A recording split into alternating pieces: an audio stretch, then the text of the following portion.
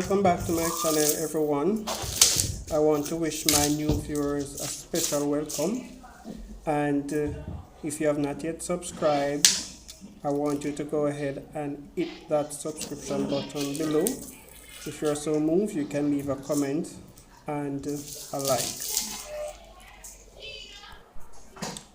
So I started the process by prepping my canvas with some water. Up to this moment, I am not sure what the subject matter of my painting will be.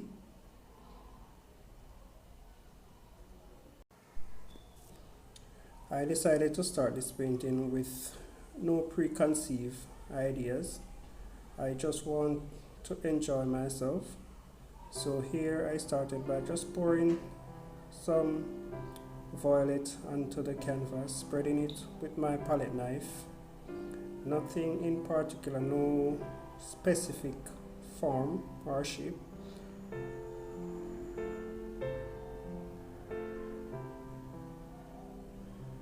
I purposely choose this color because I wanted to start off with a more darker background. This will enable more depth in the work, I believe.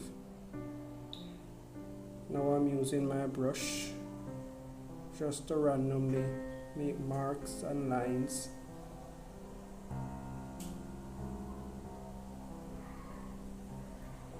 Next, I grab a squeegee and I decided just to go horizontally and vertically with the squeegee. Different tools will give different effects on the surface of the canvas.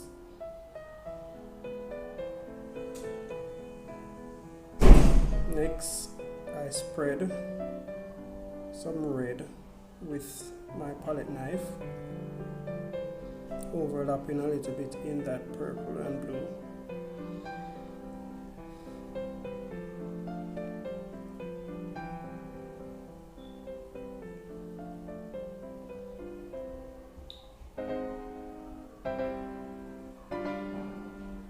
As I said before, we just want to keep this free form, letting the ideas flow as I paint, allowing the paint and the tools, the brush, to give that special effect. These special effects that are created by the brush, the palette knife and the squeegee will bring out images and it will create form and space. Now remember that this abstract painting, it's not preconceived. I am just working with the flow. So when my brush or my paint create a particular image and an idea comes to mind, then I start to work with that and see what can come of it. This is one of the joy of paintings like these, abstract painting. You are basically free to explore, to experiment, to try, and to go along with the flow. You can actually make the painting guide you. No doubt, a understanding of the fundamentals are important. Yes, you have to know your elements and how they work, your principles, to understand how to create that interesting image, right? So take for example that line that I just introduced. Notice the line gets thicker in some areas. Lines have character and quality. The more you varies a line, the more interesting it gets. You don't want a line to be boring. There are so many different ways of making a line, you can drag it, as in this case. The tool that you use is important to make the line. It will give that line that special character that I spoke about. So, as I said earlier on as well, you can experiment with different tools.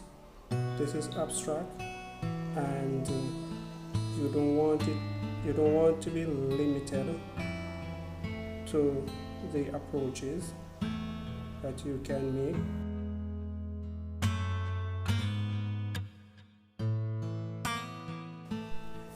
So looking at the image that I see start to emerge, I am getting a landscape / seascape feel from the work.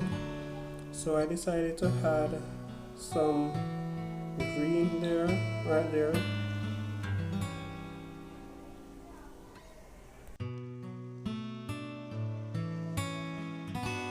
So one of the principles of a good artwork is balance. So in this case, I would not want to leave that green isolated there on the right side. And note, balance can be achieved in several ways. It can be achieved with colors, it can be achieved with counterweight visually. So in this case, I just wanted to balance that color neon green to the left, since my palette is basically made up of warm / cool colors.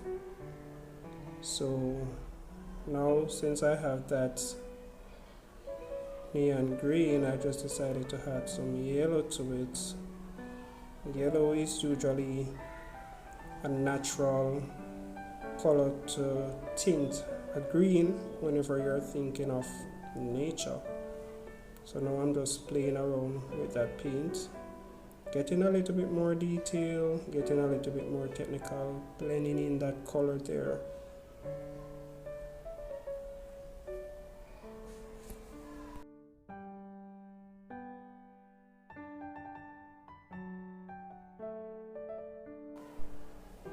So as you can see, I'm using a lot of non-traditional means of painting here. I am adding my paint straight to the canvas, and I'm using a lot of palette knives. The white there would act as an extra tint, moving that color green to a lighter tone or value.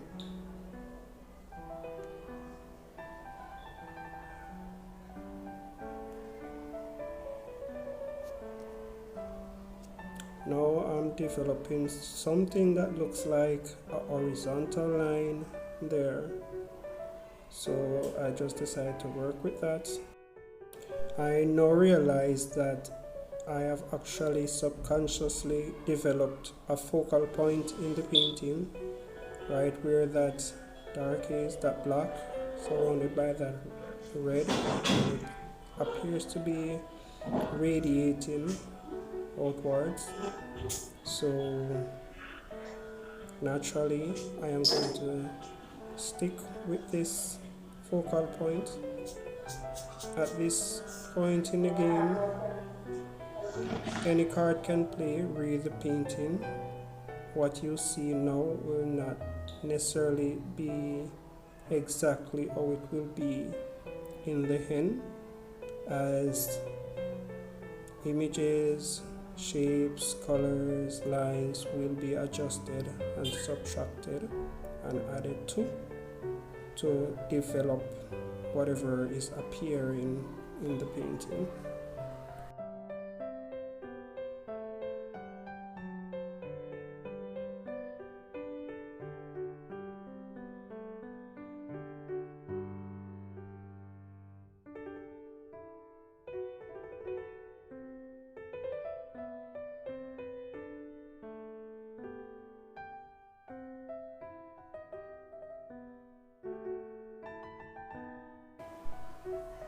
So here I am just playing with that space that I see there to create some depth. I'm getting a feel of some distance happening right in that loop. So by adding a darker color there, playing with my violets and red with some raw umber to get that depth there, and then just using my brush to fade it to the left. So now I'm creating or emphasizing on that spiral movement coming out of that depth right there by fading to the left.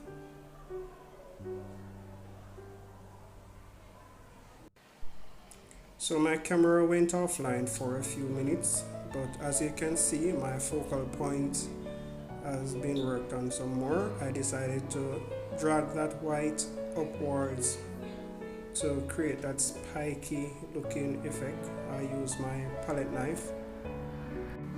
Now I'm using the same palette knife to apply some ultramarine down at the bottom there in a horizontal way to be consistent with the idea of a seascape.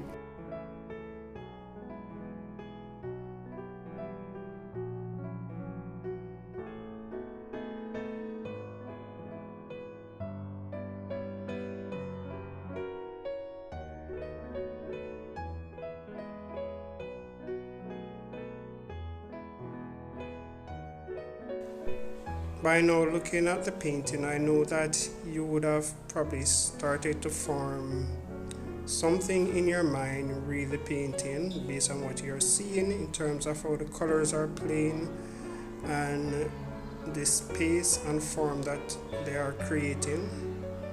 I am sure if you were painting this painting, you would have maybe taken it in a different direction. Right now, I am not satisfied with it. I would say that I am about halfway the journey with it. There are still areas that look unresolved to me.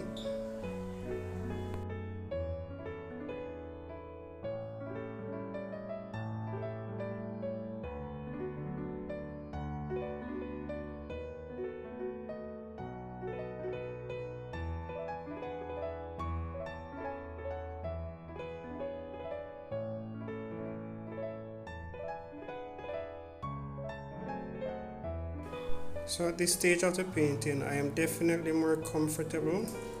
The painting and I have been a partner. We have both led each other, and I can definitely see where it's going now. The video is getting long, so I am going to just, next time you see the next clip, it will be the finish.